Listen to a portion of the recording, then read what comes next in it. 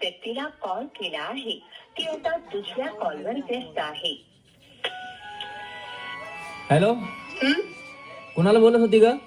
काय रे तुझी कटकट? जेव्हा बघेल तेव्हा नुसता संशयच घेत असतो माझ्यावर. जा बाळा, तुला आजपासून माझा त्रास नाही होणार.